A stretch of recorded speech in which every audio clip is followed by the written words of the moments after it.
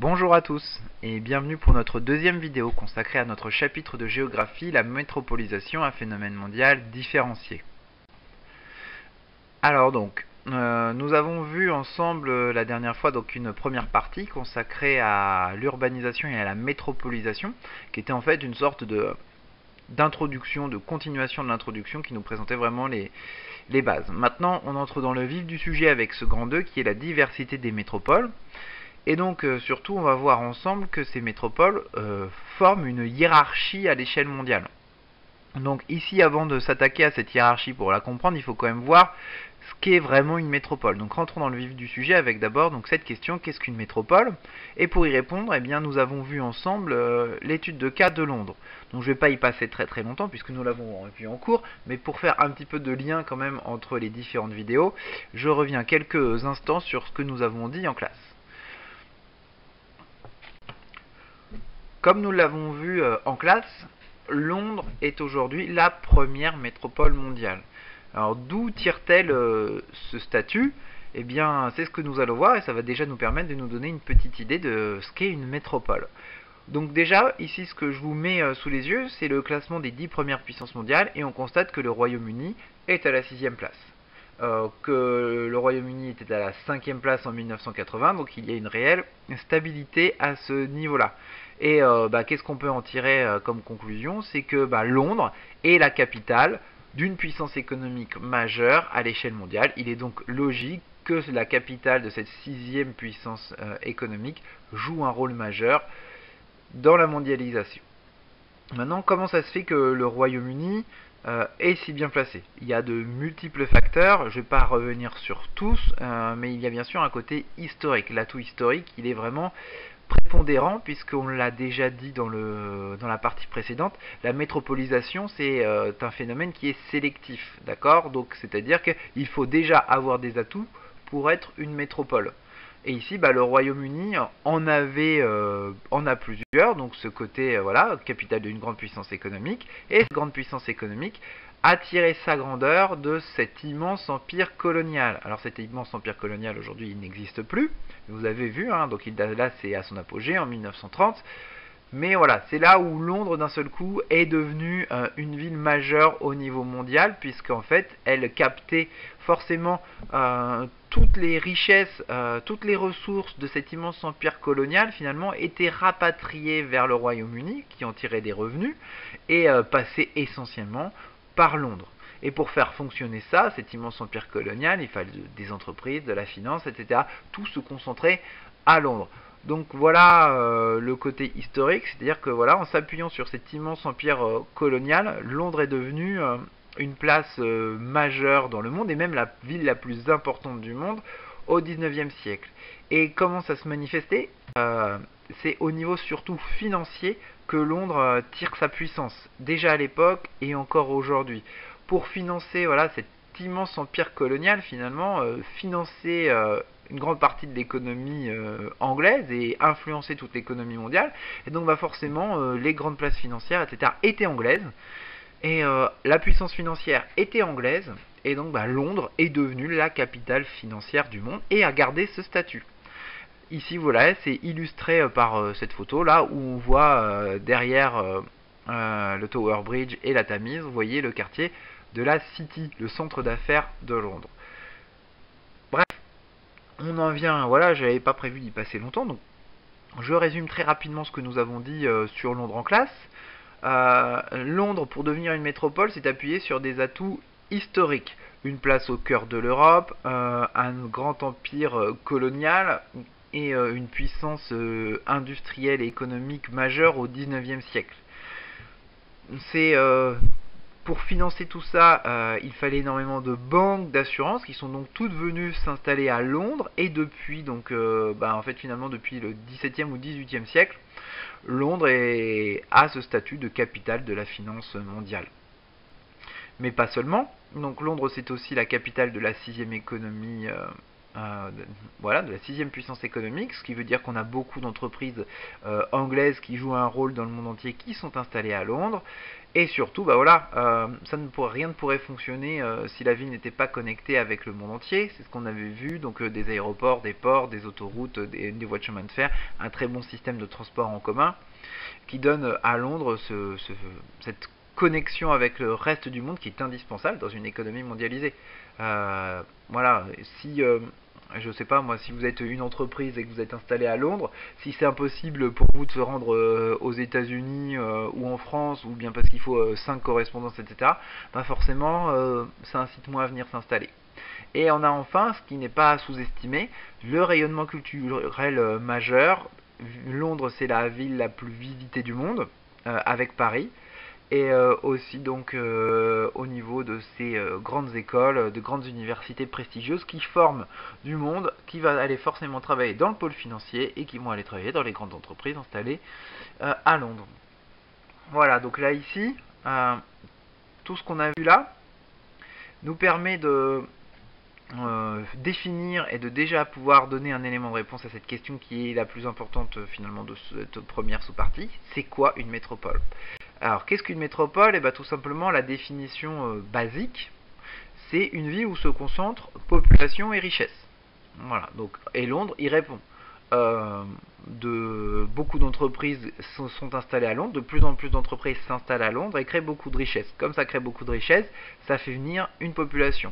Ça fait venir de plus en plus de personnes, donc des personnes qui viennent d'Angleterre, mais aussi et surtout aujourd'hui des personnes qui viennent de plus en plus du monde entier s'installer à Londres. Par exemple, je crois qu'on a 300 000 Français installés à Londres, pour vous donner un ordre d'idée. Alors je poursuis ici, donc, mais maintenant on peut se poser la question, mais c'est pourquoi population et richesse viennent se concentrer dans les villes, et surtout à Londres, mais dans les métropoles, si j'élargis. Eh bien tout simplement parce que les métropoles, comme je le marque ici, et ça c'est vraiment quelque chose que vous devez impérativement connaître et impérativement noter, les métropoles sont les endroits où se regroupent les principales fonctions de commandement. C'est-à-dire que c'est là où tout se décide, et comme c'est là où tout se décide, ça attire forcément beaucoup de monde, ça crée des richesses, ça crée une augmentation de la population. Et c'est quoi exactement ces fonctions de commandement ? Eh bien tout simplement, c'est ce qu'on va appeler les pôles d'impulsion de la mondialisation, ces métropoles. C'est-à-dire que c'est là où se prennent, comme vient de le dire, les décisions, mais aussi, et c'est essentiel pour la mondialisation, l'innovation. Aujourd'hui, on vit dans un monde, dans une économie capitaliste qui s'appuie sur le besoin donc de toujours consommer plus, hein. On vit dans une société de consommation, et pour consommer toujours plus, il faut sans cesse innover. Je peux vous donner un exemple tout bête qui est celui d'Apple. Apple, on va le voir, donc c'est une des entreprises les plus mondialisées, c'est un des meilleurs exemples de la mondialisation, on le redéveloppera, et j'en ai déjà un peu parlé. Eh bien, Apple, donc ici, doit innover sans cesse pour vendre, pour que chaque année, plusieurs centaines de millions de personnes aient besoin d'acheter le nouvel iPhone, aient besoin d'acheter le nouvel iPad, etc. Parce que même si celui qu'on a dans la poche, etc., il est toujours en très très bon état, eh bien, si Apple n'en vend pas assez souvent, ben, son économie, son système économique n'est plus viable. Donc en fait, ben voilà, donc il faut toujours innover, il va falloir vous donner envie par des petites nouveautés qu'on rajoute dans chaque modèle d'en changer, et puis une politique marketing incroyable qui est aussi voilà, quelque chose d'important dans l'innovation. Voilà, une innovation dans le marketing où en fait on va vous tout simplement vous donner envie le plus possible d'acheter. On va vous faire non, et celui que vous avez il est bien, mais celui-là il est encore mieux, donc venez très très vite l'acheter. Alors, donc maintenant je reviens sur cet élément fondamental qui est la fonction de commandement. C'est quoi une fonction de commandement? C'est ce que voilà, donc c'est là où sont prises c'est les décisions qui sont prises, c'est-à-dire voilà, les fonctions de commandement, c'est ces fonctions de décision. Alors, vous avez ici ce tableau qui est issu de votre manuel, donc vous pourrez aller le regarder tranquillement, et il est très très bien fait, et je vais m'appuyer dessus ici pour faire l'essentiel de mon cours ici, donc l'essentiel de ce grand A, et de ce que je vais faire avec vous aujourd'hui.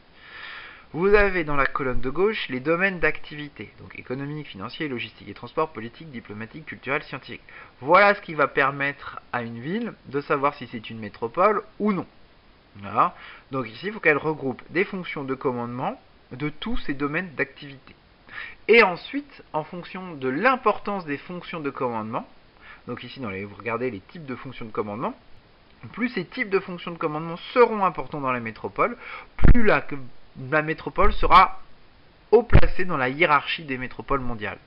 Donc je vais définir et puis ensuite on va revoir avec l'exemple de Londres pour comprendre pourquoi Londres, finalement c'est une métropole qu'on parle de métropole globale, c'est-à-dire une métropole très influente à l'échelle mondiale. Donc dans les domaines d'activité, le premier qu'on met, et c'est normal, c'est celui de l'économie. Et qu'est-ce qu'on a comme type de fonction de commandement au niveau économique dans les métropoles? Eh bien le plus important ici, ce que je vais retenir, vous pouvez tout noter, mais le plus important, ce sont les entreprises multinationales ou les firmes transnationales, c'est la même chose. Donc ces firmes transnationales, leurs sièges sociaux sont forcément toujours implantés dans les grandes métropoles. Voilà, tout simplement. Ce sont ces fameux, et vous avez ici dans la dernière colonne les types de lieux, eh bien ce sont ces fameux gratte-ciel, ces skylines, ces tours de bureaux qu'on voit dans les différentes métropoles. Aujourd'hui, toutes les métropoles ont ces fameuses skylines, et donc voilà, et ces skylines abritent les sièges des grandes entreprises.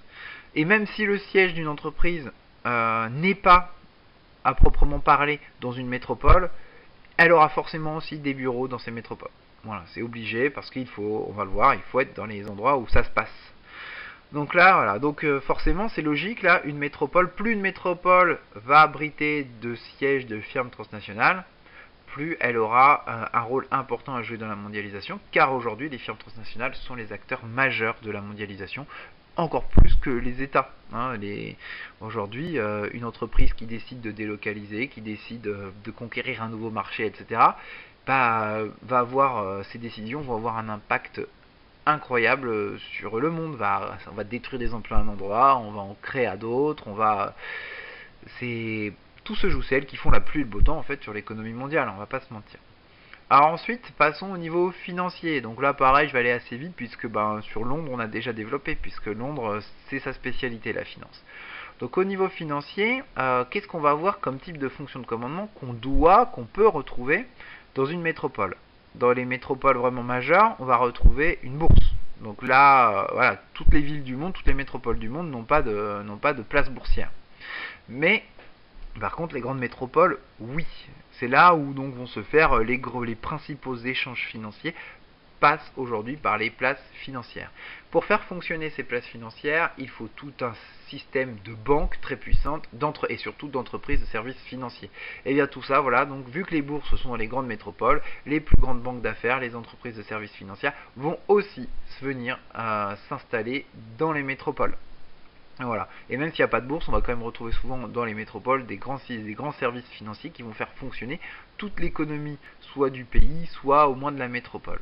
Donc au niveau des types de lieux, voilà, donc les bourses, on verra après, et bien sûr les tours de bureaux, puisque dans ces centres d'affaires, dans ces quartiers d'affaires, on trouve autant de sièges d'entreprise que de grandes banques, et souvent les deux sont liés. D'accord ? Les banques sont aussi des grandes entreprises multinationales.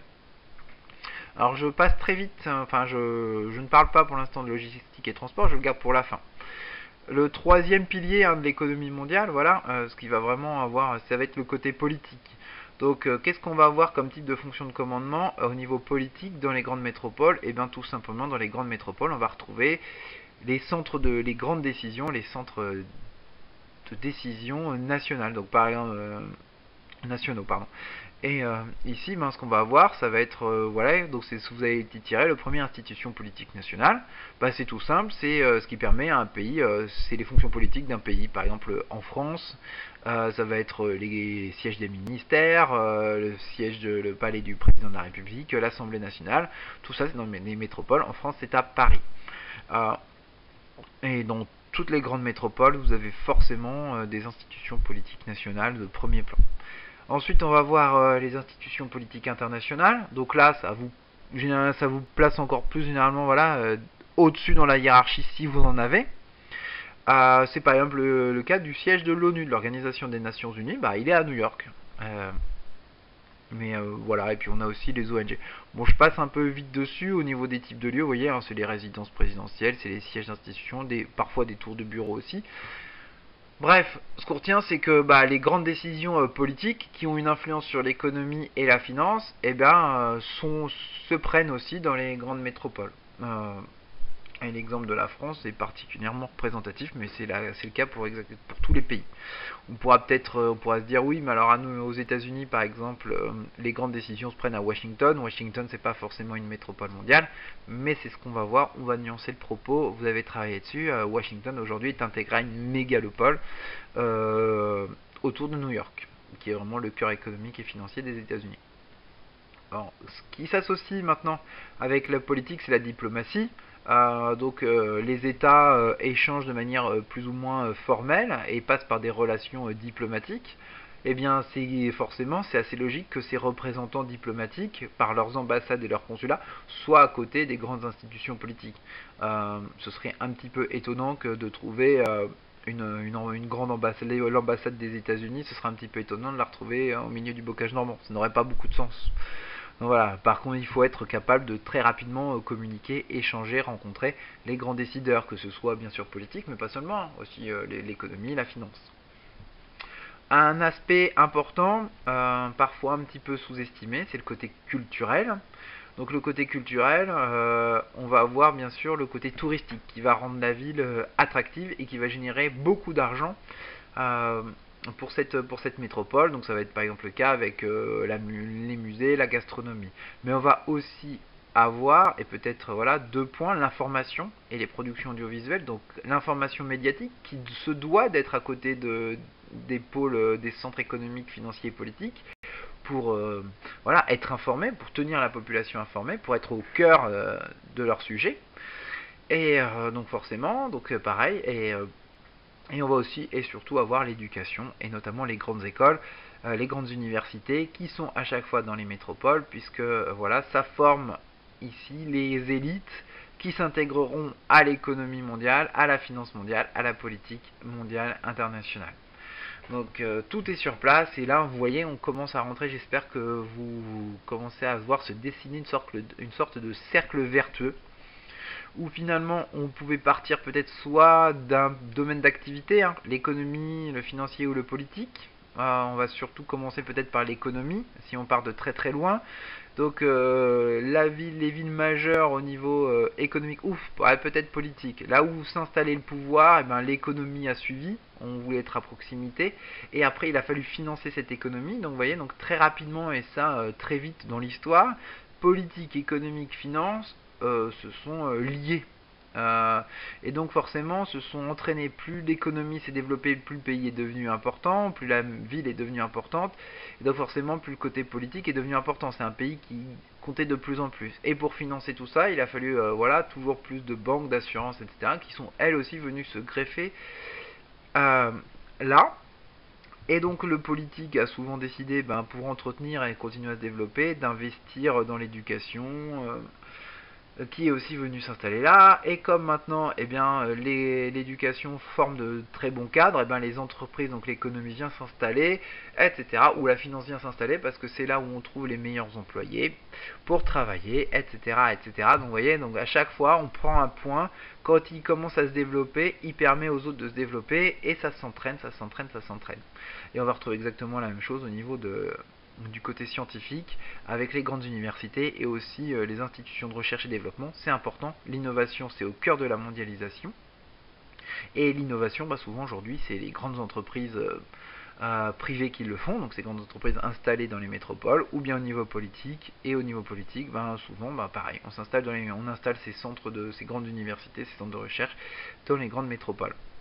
Voilà, j'espère avoir été assez clair là-dessus.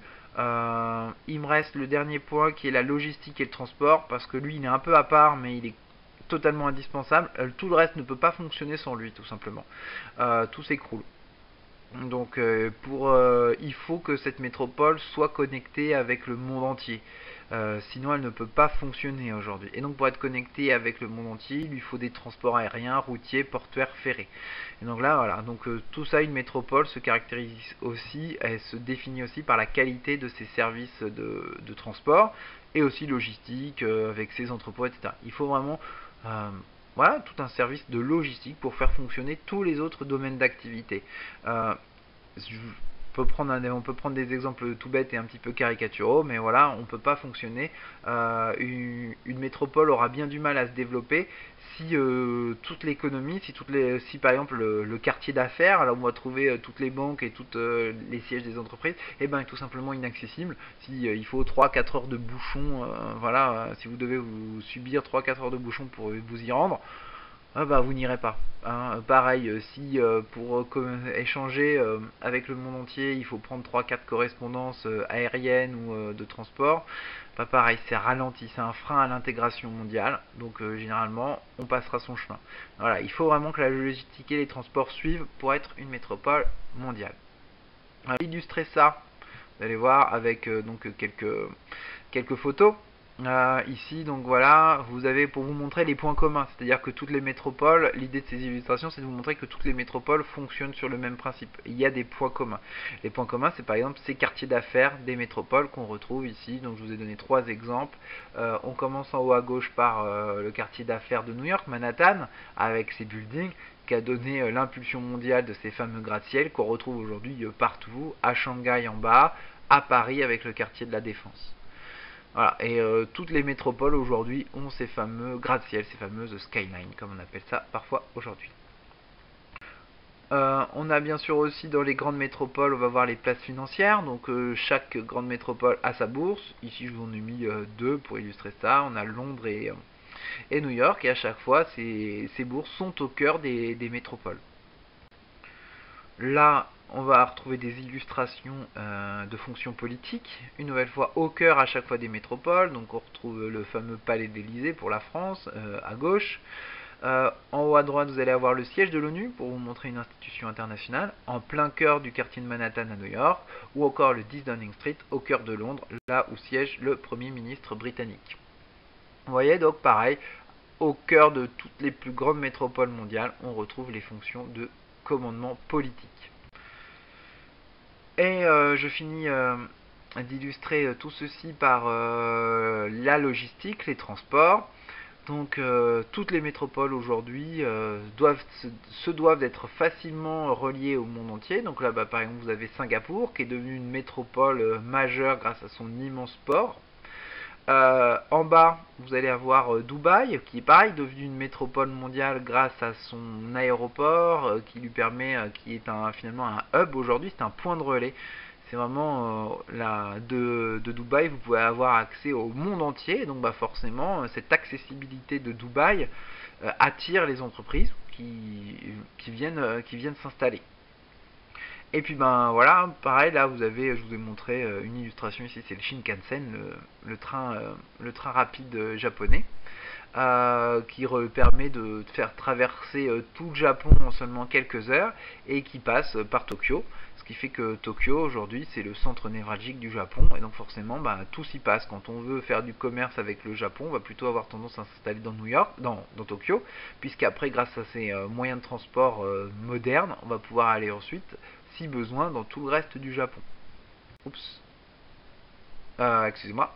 je termine ici avec une dernière chose qu'on va appeler, vous avez ici l'archipel mégalopolitain mondial. Moi j'appelle ça aussi l'archipel métropolitain, c'est plus simple à retenir mondial. Ce qu'on va retenir, ce qu'il faut que vous compreniez, c'est que pour l'instant, je vous ai montré des images d'illustration des villes les plus intégrées à la mondialisation, ce qu'on va appeler les villes globales. Ces villes globales, donc en fait, si vous reprenez le tableau que je viens de commenter pendant un petit moment, et bien à chaque fois, si les fonctions de commandement dans tous les domaines d'activité sont d'ordre majeur, voilà, ont une influence mondiale dans cette métropole, on va parler de métropole globale.